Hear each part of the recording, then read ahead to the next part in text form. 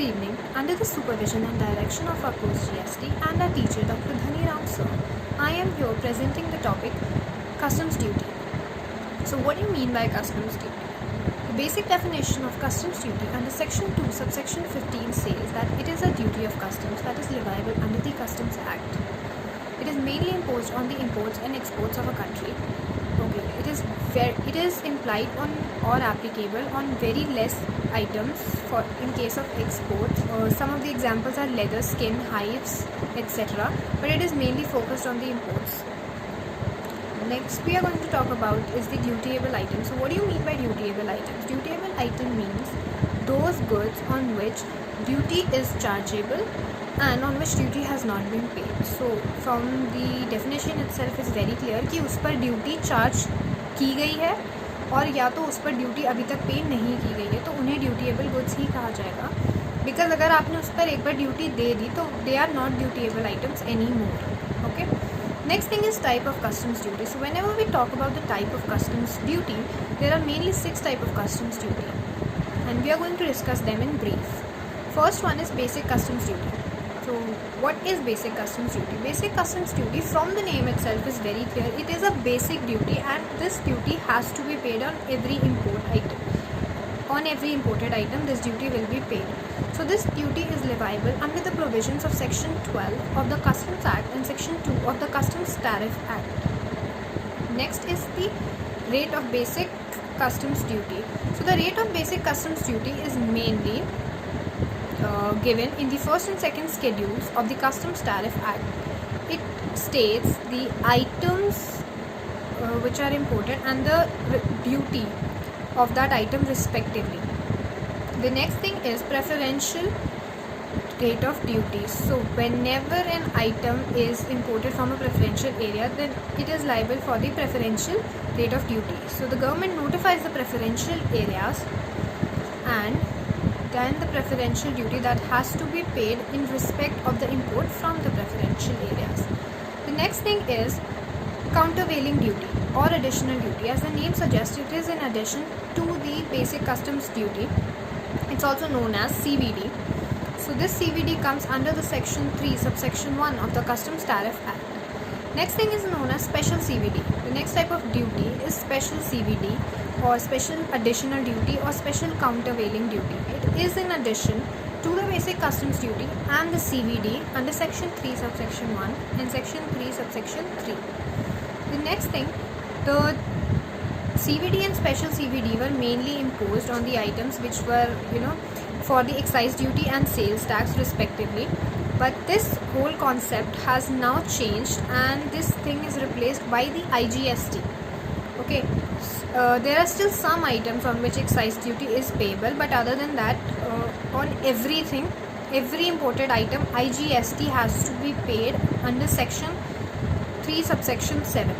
Okay, and the rate of the items that are imported are given under section 5 of the IGST Act. And IGST is basically calculated at the aggregate of basic customs duty, the assessable value, and these education cess and secondary higher education cess. So these are the 3 things on the basis of which the IGST is calculated. Okay. Next duty is safeguard duty. So whenever we talk about safeguard duty, there are first mainly 2 conditions that those has to be fulfilled. When these conditions are fulfilled, only then the government can imply the safeguard duty on the items. First, that item has to be imported in large quantities. And the second thing is importation in such large quantities is causing or is threatening to cause harm to the domestic industry. So if it is not fulfilling even one of the conditions, then safeguard duty will not be levied on this thing. Next thing is, it is there in addition to the basic customs duty and any other duty that is payable. Next thing that is very important is it is imposed by the central government. Okay, so sometimes when the duty is not determined, then the central government has the right to make a temporary safeguard duty or decide a temporary rate of safeguard duty that has to be paid, and that will be valid for up to 200 days. The next thing is, for when we talk about safeguard duty, is that safeguard duty once determined and imposed, the final safeguard duty once it is done, then it will be valid for 4 years unless revoked earlier, and it can be extended by the central government, but the maximum period can be only 10 years. 10 years is the maximum period for a particular safeguard duty.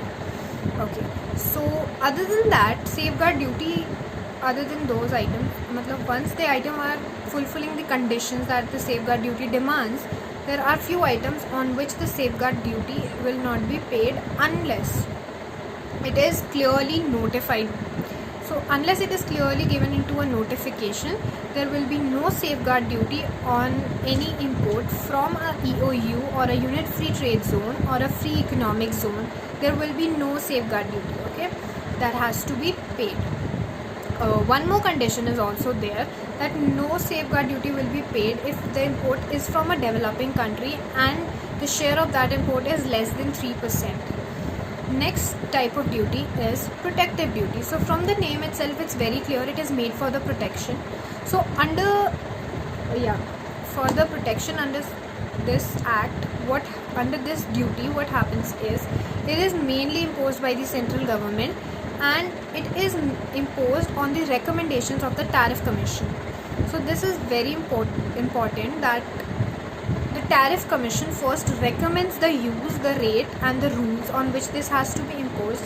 Then under section 6 of the Customs Tariff Act, this duty is imposed, and this duty is mainly imposed, and the main purpose of this duty is to protect the interest of the Indian industry. That's the main purpose. It is only done for that. And last and very important type of duty is the anti-dumping duty. So when we talk about anti-dumping duty, you should first know what is dumping. It is very important. So dumping means that whenever a country sells its goods to another country at at much lower prices than the actual prices in the domestic country, at very lower prices, it is known as dumping. It actually writes that off but sells that item, so it's known as dumping. It's not considered a good thing, so that's why anti-dumping duty is there. So there are mainly two purposes for this. There are only two things why dumping is done. The two reasons are, first, if you want to cripple the industry, the domestic industry of the importing country, or second one, that you want to dispose of the excess of the goods that has been produced into the exporting country, right? Only two reasons are there, but this is not considered as a good thing, dumping. That's why the anti-dumping duties has to be imposed. So it is imposed under section 9A, and it is basically done to avoid dumping, so that the main purpose is that it has to protect the domestic industry. Alright, that's the main purpose of that. So in case of dumping duty also, it has to be, the dumping duty will not be chargeable if the item is from a EOU or a unit free trade zone. EOU or a unit free trade zone, on those items the duty will not be paid. Also on special economic zone items, the duty will not be paid at all. Okay, that was all the type of duties. The next thing is, how do you evaluate customs duty? So this is very important, the valuations of customs duty. So what you're going to do is, okay, firstly you should know that the value of customs duty is often known as assessable value of customs duty. Okay, it is the assessable value, that is the value. So one more thing that you have to keep in mind is that the rate of duties is mainly decided by CBEC, that is the Central Board of Excise and Customs. It is not, there are two rates. RBI also find some rate, but the rate for customs duty will always be the ones that are from the CBEC.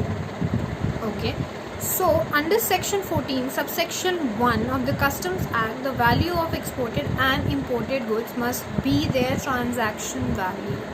जो भी उनकी transaction value होगी वही उनकी assessable value मानी जाएगी. This is stated under section 14 subsection 1 of the Customs Act. Okay, the next thing is, in addition to transaction value, there must be other things. which are considered to find out the exact value of the items that are imported. So there are a list of things that has to be considered in addition to the transaction value to find out the assessable value. So the first thing is cost of container, cost of packaging. Any such thing is there that is paid by the buyer, of course, because you are packaging something that is paid by the buyer only. So on all those items, those will be added. Okay, next thing is any obligation of the seller that is paid by the buyer. Okay, that it had to be paid by the seller, but now the buyer has paid it, so that will be added. Any other cost, any other importation cost will be added. Cost of material, components, any other raw stuff that are provided by the buyer, that will be added. Royalties, license fee. In order to import the items, if you have to pay any royalty or license fee also, then you have to add that. Okay, one very important thing is no item, in case of any item, no value would be added after the importation. Okay, once the importation is done, so no values would be added post importation. So okay, once importation is done, you're not going to add anything else into that. Okay, next thing is very important concept is free on board value, that is FOB. So if the transportation cost is also included in that. So if the transportation cost is not accessible, not ascertainable, so what you're going to do, then it shall be the 20% of the FOB. However, if the goods are imported by air, it's a condition that they will be 20% of the FOB. But if they are if they are brought by air, they are imported by the air, it is very important that it should not exceed 20%. 20% is the limit and it should not exceed that. Okay, the FOB value का 20% से ज़्यादा नहीं होना चाहिए अगर वो air से आ रहा है. अदरवाइज़ अगर एसेट गिवन है तो ठीक है, और नहीं गिवन है, एसेटेनेबल नहीं है, तो वो होगा 20% of FOB. Okay, next thing is landing charges include all charges to bring the goods from board of ship to aircraft to landmass of India. It shall be 1% of cost of insurance freight value, that is CIF. जो भी उसके landing charges है सब कुछ उसमें included होगा. And it all, if it is given it's fine, if it's not then not ascertainable, then it will be 1% of the CIF. and CIF अगर ascertainable नहीं है, ascertainable नहीं है, आप नहीं पता है आपको क्या है, तो it will be 1.125% of the FOB value of goods. This is important. Okay, when you're going to calculate the value, these are the points that you have to keep in mind. Thank you. My name is Jyoti Meena, BCom Honors 1519, Ramjas College. Thank you.